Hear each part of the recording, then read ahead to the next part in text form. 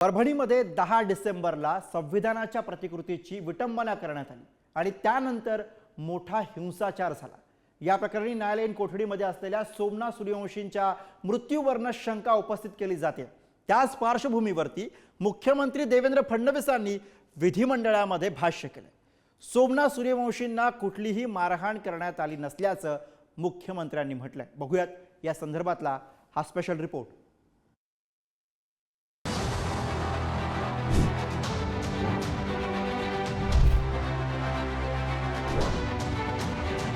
परभणी हिंसाचाराप्रकरणी न्यायालयीन कोठडीत सोमनाथ सूर्यवंशीचा मृत्यू कशामुळे झाला? पोलिसांच्या मारहाणीमुळे की हृदयविकाराच्या झटक्यानं की श्वसनाच्या आजारामुळे असा प्रश्न आता उपस्थित होतोय। सोमनाथ सूर्यवंशीचा मृत्यू पोलिसांनी केलेल्या मारहाणीत झाल्याचा दावा हा आंबेडकरी संघटनांकडून करण्यात येतो, तर सोमनाथ सूर्यवंशींना कुठलीही मारहाण करण्यात आलेली नाही अशी माहिती मुख्यमंत्री देवेंद्र फडणवीसांनी सभागृहात दिली। पोलीस कस्टडीत असतानाचे व्हिडिओ फुटेज उपलब्ध आहेत, अनएडिटेड।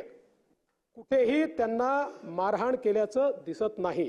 त्यांची जी मेडिकल एक्झामिनेशन आहे त्या मेडिकल एक्झामिनेशन मध्ये लिहिलेलं आहे COPD म्हणजे श्वसनाचा दुर्धर आजार आहे आणि ब्रेथलेसनेस आहे। त्यांच्या मेडिकल एक्झामिनेशन मध्ये त्यांच्या ज्या जुना जखमा आहेत त्याचा देखील उल्लेख आहे।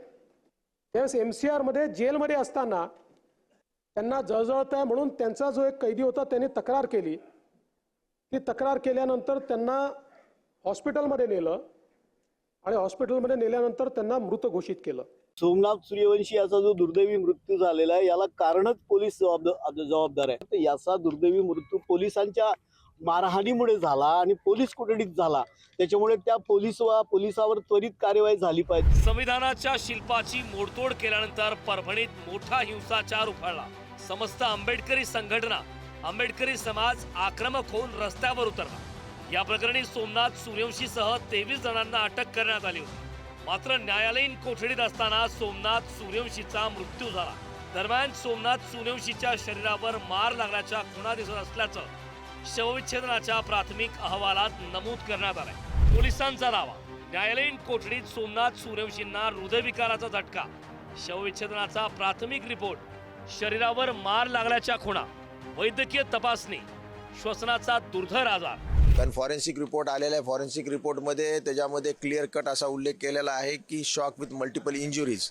त्या जखमा नव्हत्या, एक इथलं बोन फ्रॅक्चर होतं जुना असं त्यांचं म्हणणं आहे, पण ते एक झालं, पण मल्टिपल इंजुरीज म्हणलेत ना, शॉक विथ मल्टिपल इंजुरीज अशा प्रकारचं फॉरेन्सिक रिपोर्ट असल्यामुळं निश्चितच त्यामध्ये त्याला मारहाण झालेली आहे। श्वसनाचा दुर्धर आजारानं सोमनाथ सूर्यवंशीचा मृत्यू झाल्याची माहिती मुख्यमंत्री देवेंद्र फडणवीसांनी विधानसभेत दिली। मात्र यावरून आमदार जितेंद्र आव्हाड यांनी संताप व्यक्त केलाय।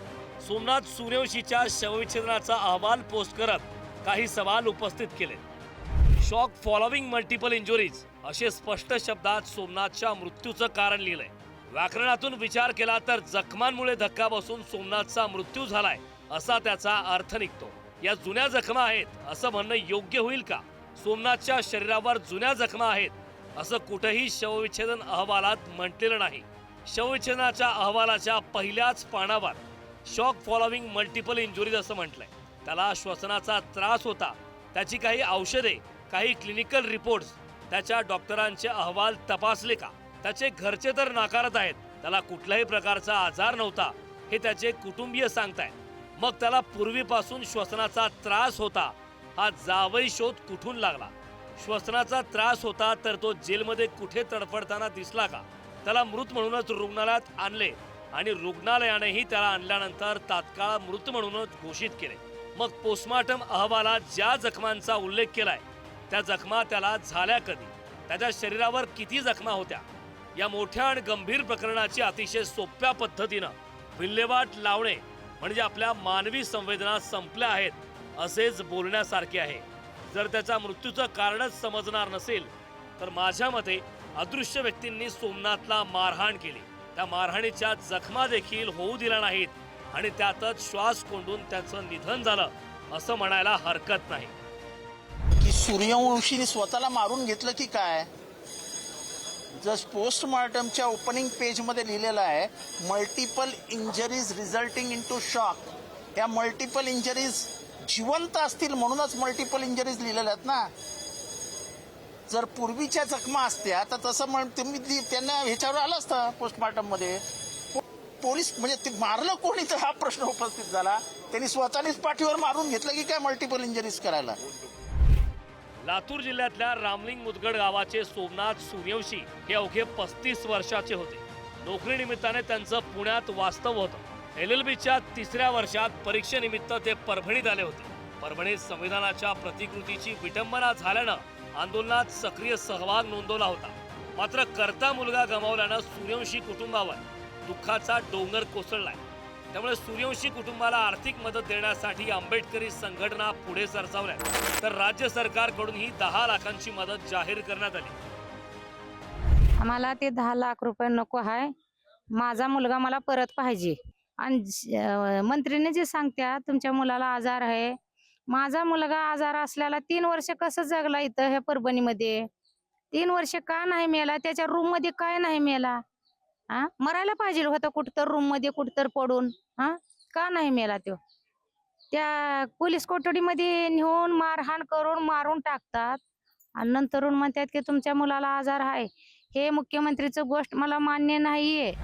या दरम्यान परभणी हिंसाचारासह सोमनाथ सूर्यवंशीच्या मृत्यू प्रकरणी निवृत्त न्यायाधीशामार्फत न्यायालयीन चौकशी करण्यात येणार आहे.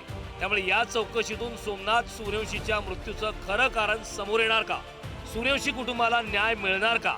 याकडे राज्याचं लक्ष असेल. अक्षय मुंडे, पुढारी न्यूज, परभणी.